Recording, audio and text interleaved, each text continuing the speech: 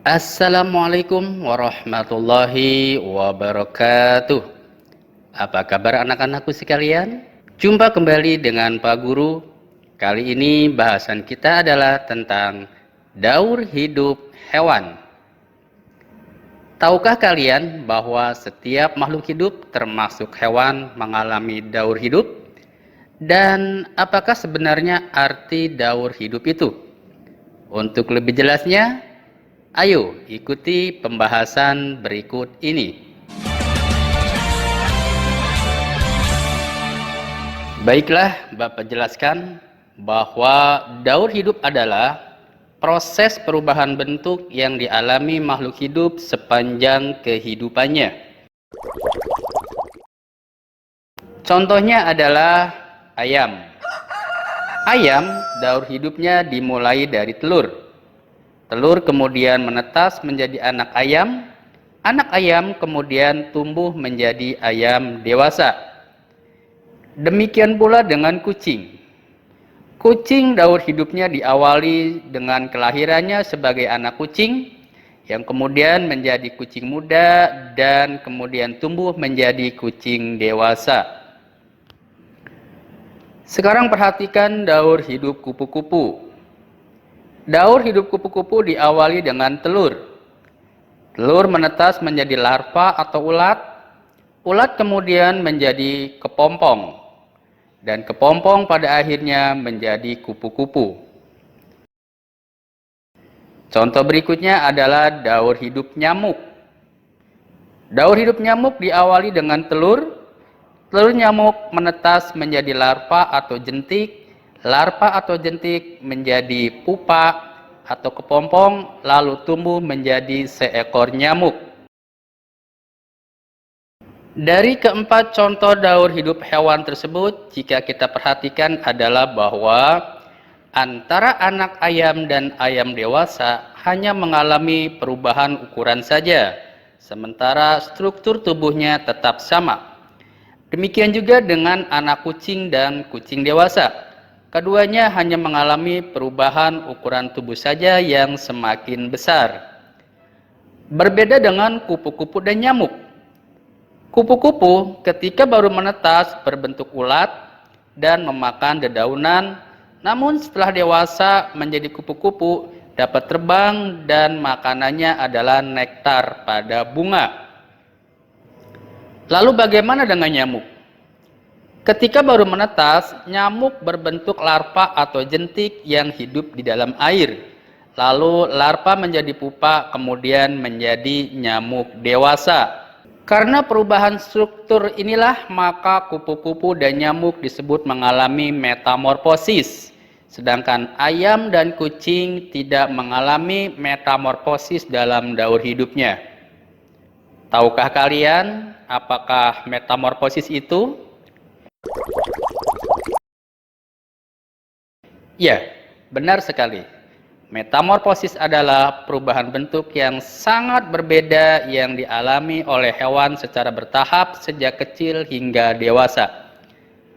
Ada dua macam metamorfosis, yaitu metamorfosis sempurna dan metamorfosis tidak sempurna. Berikut ini perbedaan antara metamorfosis sempurna dan metamorfosis tidak sempurna.